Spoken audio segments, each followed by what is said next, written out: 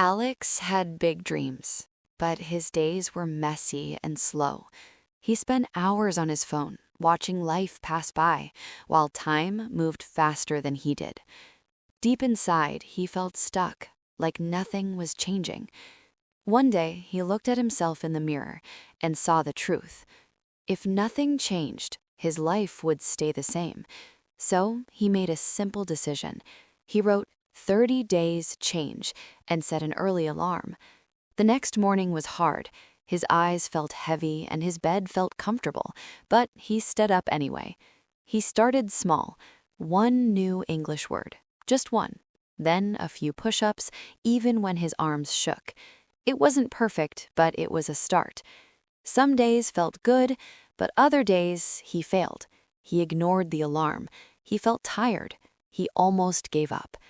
Sitting alone, he wondered if change was even possible, but something inside him said, try again.